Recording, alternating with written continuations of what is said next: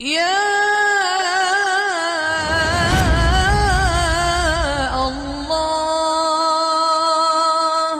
مسلمان کو کوئی مٹا نہیں سکتا. کیوں؟ کہ اللہ نے اسلام کو باقی رکھنا ہے. جب اسلام باقی رہے گا کب؟ جب مسلمان ہوگا.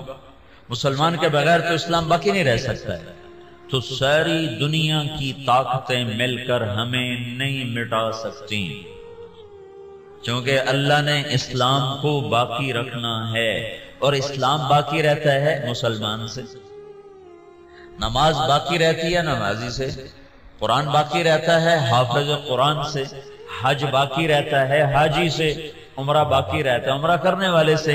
تو اللہ نے پوری دنیا کے شیطان دجال کٹھے ہو جائیں ہمیں مٹا نہیں سکتے. ہاں یہ ہو سکتا ہے کہ اللہ ہمیں ختم کر دے، ہمیں ختم کر دے، مثلا ساری دنیا کا باطل کا مٹا دو اور ہم مٹ جائیں. تو اللہ کیا کرے گا؟ کسی اور قوم کو فوراً کلمہ پڑھا کے مسلمان بنا دے.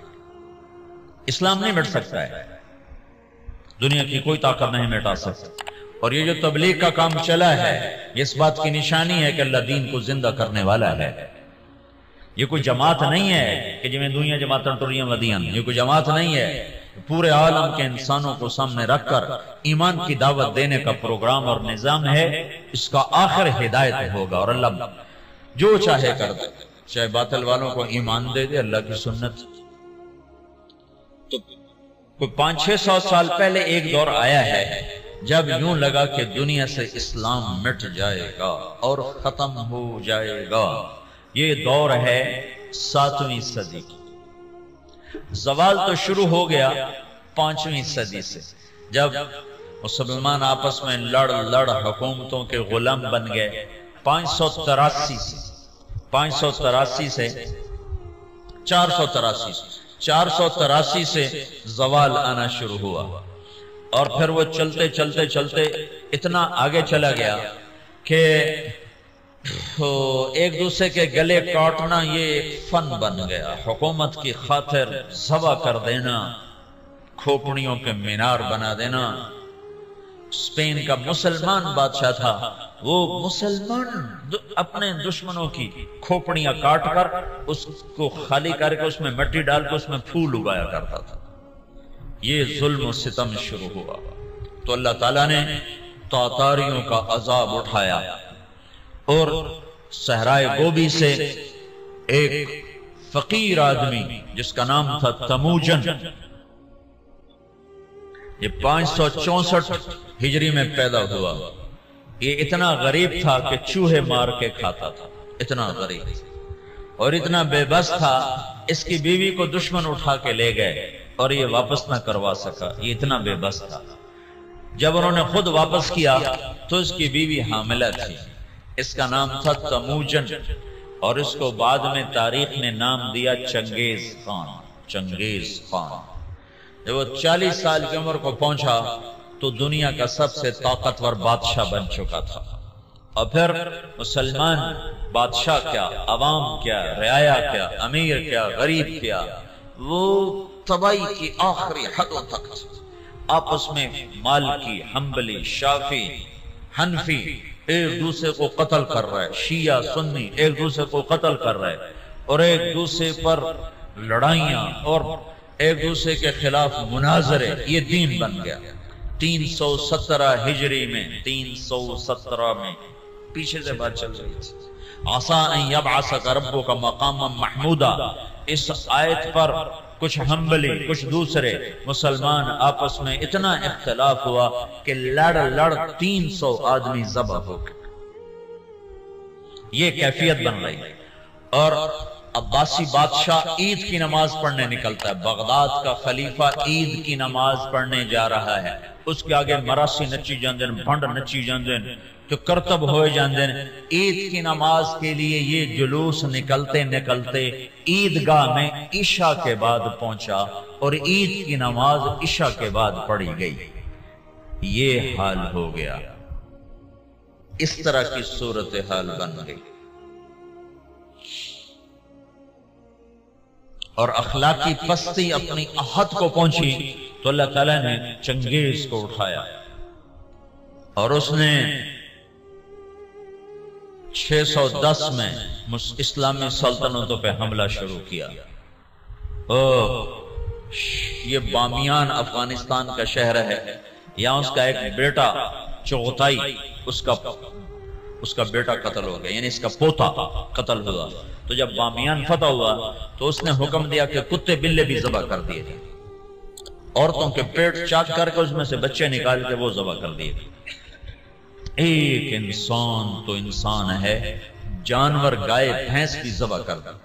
تو ایک عذاب بن کے نکلا کہ مسلمان آپس میں لڑ عقل ہی نہیں آ رہی تھی ان کو کہ ہماری تباہی کے بادل چھائے ہوئے ہیں، اور وہ ایک دوسرے کو گلے کاٹنے پر اس پر ہی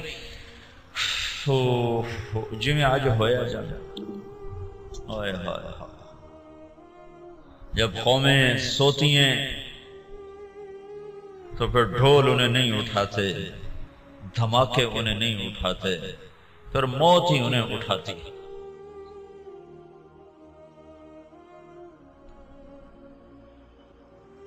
چھ سو 10 ہجری میں چنگیز خان نے بخارا پہ حملہ کیا۔ سب سے پہلا شہر بخارا تھا بڑا جس پر اس نے حملہ کیا، اور جب وہ مسجد کے ممبر پر آیا تو اس نے لمبی ٹوپی پہنی ہوئی تھی، سردیوں کا زمانہ تھا، اور چہرے پہ رنگ ملا ہوا تھا سردی کے اثر سے بچنے کے لیے۔ کہنے لگا مسلمانوں تم جس خدا کو مانتے ہو میں اس خدا کا عذاب بن کر آیا، خون کی ندیاں بہا، اور 40 سال مسلمانوں کے خون سے زمین بھر گئی۔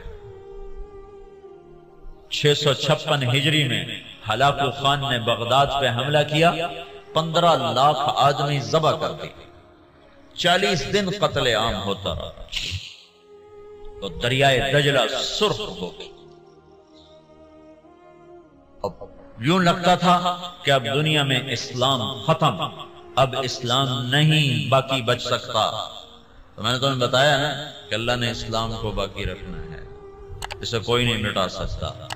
تو جب مسلمانوں کے ہاتھ میں سے طاقت نکل گئی اور وہ بے بس اور عاجز ہو گئے، اور اتنی بڑی تاتاری طاقت سے لڑنے کی ہمت نہ رہی، تو اللہ نے کیا کیا؟ اس دعوت کی طاقت کو ظاہر کیا۔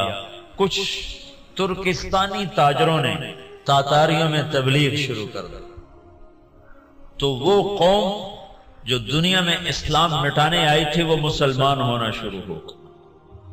یہ دنیا کی تاریخ کا عجب واقعہ ہے۔ چنگیز خان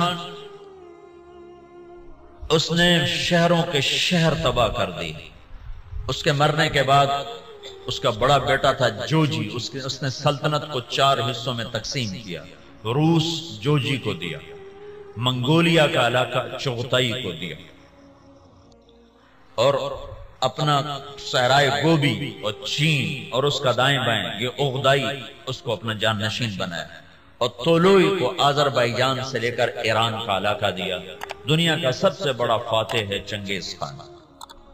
تو پوری دنیا میں چنگیزی چھا گئے، اور مسلمان بے بس اور حقیر، بے بس اور حقیر، کوئی شکل نہیں ان سے ٹکر لینے کی۔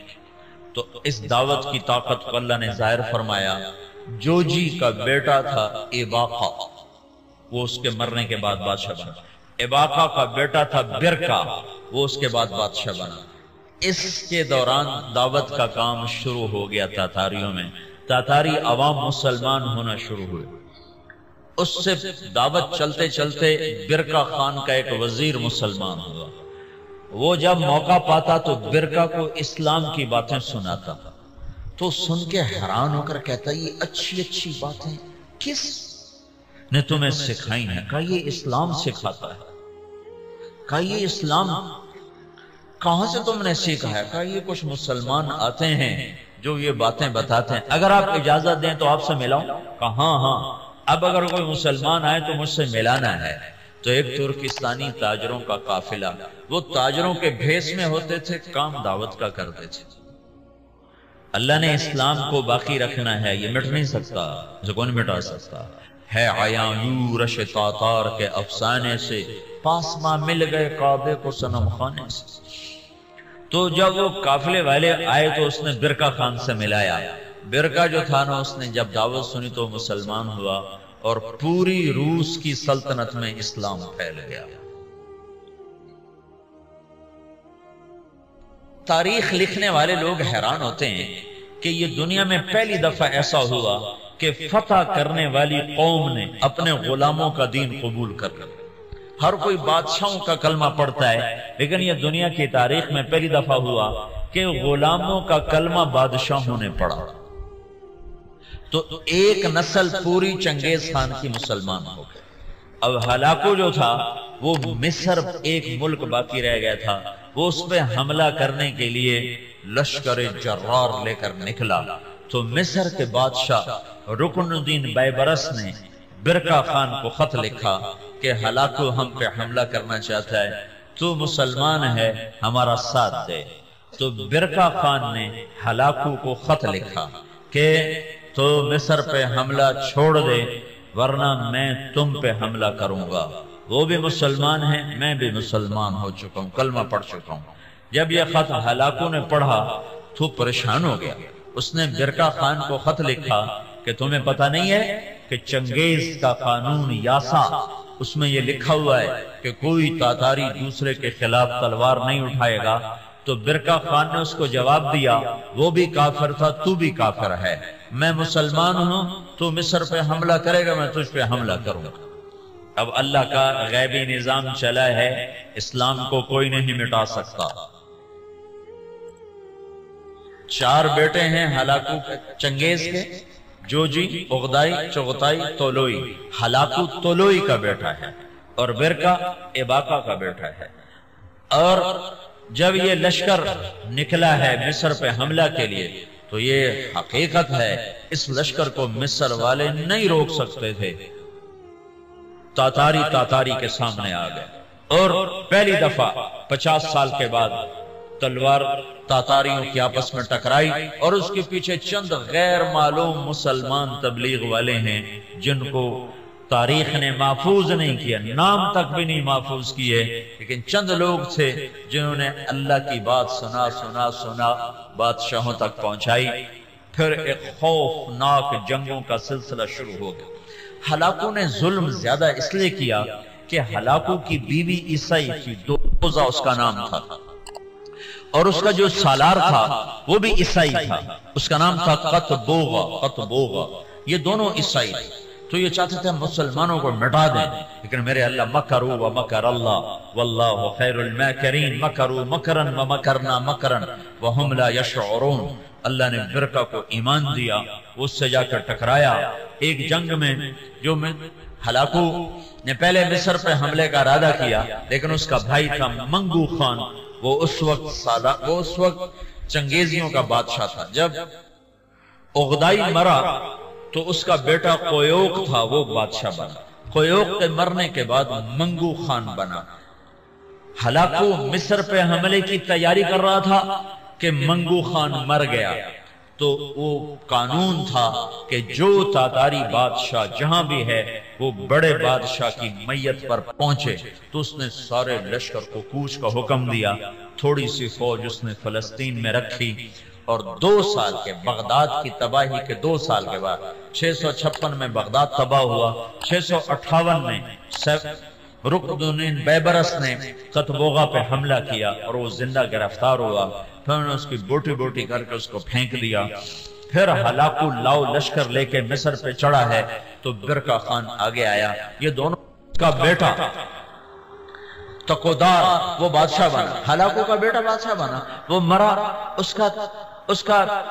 اس کا پوتا ارغوان وہ بادشاہ بنا تو وہ عیسائی ہو گیا۔ اس نے اپنا نام رکھا نکوپولس، لیکن تھوڑے دنوں کے بعد کہا ترائے خدا کیا چکر ہے، ترائے خدا، عیسائیوں کے 3 خدا ہوتے ہیں، کہ ترائے خدا بھی ہویا جو میرے خدا تھا ہی کوئی ہوندا ہے، تو وہ مسلمان ہو گیا اور اس نے اپنا نام احمد رکھا۔ احمد وہ ہلاکو جس نے کہا تھا دنیا سے اسلام مٹا دوں گا، اس کا پوتا لا الہ الا اللہ کے نعرے لگا رہا تھا۔ اس کے پیچھے کوئی تلوار نہیں ہے، تلوار تو مسلمانہ دے ہاتھ چرائی کوئی نہیں گئی۔ زنگ لگ گیا تھا تلواروں کو، زوال شدہ قومیں کہاں لڑ سکتی ہیں۔ تو اللہ نے کیا کیا، اسلام کو باقی رکھنا ہے تو جس قوم میں طاقت ہے لڑنے کوئی کلمہ پڑھا دیا۔ تو اب برکا خان کی اولاد مسلمان یعنی جوجی کی اولاد مسلمان ہو گئی، اور ادھر طولوئی کی اولاد مسلمان ہو گئی، ادھر چغتائی رہ گیا جو منگولیا کا بادشاہ بنا تھا، اس کا پڑپوتا تیمور تغلق، وہ مولانا جلال الدین رحمت اللہ علیہ ایک بڑے عالم ہیں، ان سے اس کی ملاقات ہوتی، وہ اس کو ایمان کی دعوت دیتے ہیں، وہ ان سے متاثر ہوتا ہے، ان سے کہتا ہے کہ ابھی تو میں ولی العہد ہوں، جب میں بادشاہ بن جاؤں پھر میرے پاس آنا، پھر میں تمہاری بات سنوں۔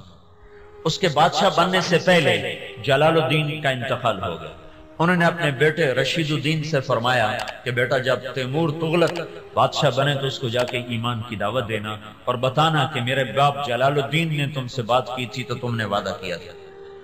جلال الدین کے انتقال کے بعد تیمور تغلق بادشاہ بنا تو رشید الدین رحمت اللہ علیہ اس کے دربار میں پہنچے، بڑی مشکل سے اس تک رسائی ہوئی اور اس کو ایمان کی جب دعوت دی تو اس نے کلمہ پڑھا۔